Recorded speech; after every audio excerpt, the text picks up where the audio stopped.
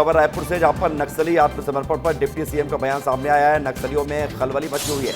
विजय शर्मा कह रहे हैं कि नक्सलियों में खलबली मची हुई है। नक्सलियों का आत्मसमर्पण राहत की बात है।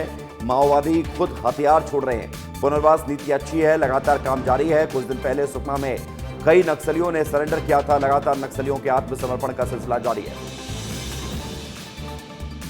नक्सलियों की दो श्रेणियां हैं। ऊपर जो सशस्त्र बल उनका है, उसमें से बहुत से लोग मारे गए हैं और उनमें भी बड़ी खलबली है। आपस में बातचीत, चर्चा, जाने कौन किससे चर्चा करता है। परंतु ये बहुत राहत की बात है कि अब जो बंदूक के दम पर जिन्होंने डरा धमका करके और माओवादी श्रेणी में रखा गया था, संगठन में कुछ पद देकर रखा गया था, वे सब अब स्वतंत्र होकर, आजाद होकर और उन चीजों को छोड़ रहे हैं।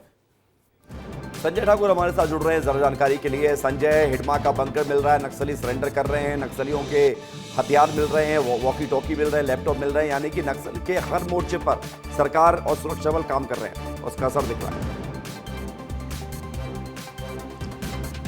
बिल्कुल, देखिए आज प्रदेश के और खासतौर पर बस्तर के अलग अलग कोनों से जो तस्वीरें आई हैं वो एक बात तो साफ करती है कि नक्सल मोर्चे पर सरकार और फोर्स रूथलेस तरीके से आगे बढ़ रही है। जो बात अमित शाह कहते आए थे, लगातार फोर्स आगे जा रही है, नक्सलियों की उस गढ़ तक जा रही है जहां इससे पहले तक पहुंचना मुश्किल था। और देखिए जब वहां फोर्स पहुंच रही है तो वे जो कुछ मिल रहा है उसे समझाना और समझना बहुत ज़रूरी है।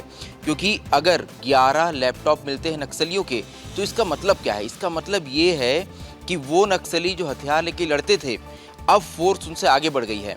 अब फोर्स उन नक्सलियों से आगे बढ़ उन नक्सलियों तक पहुंच गई है जो वैचारिक तौर पे नक्सल संगठन को मजबूत करते थे। यानी कि जो नक्सली हथियार चलाने वाले नक्सलियों को तैयार करते थे, यानी कि नक्सलियों के सबसे बड़े members, CC members, polit bureau members, state committee members, उन तक अब फोर्स की पहुंच हो गई है। ये नक्सली लैपटॉप के माध्यम से और संजय, सबसे बड़ी बात है कि पहुंच के साथ साथ अब लगातार सफलता भी मिल रही है। बहुत शुक्रिया आपका हमारे साथ जुड़ने के लिए, जानकारी के लिए।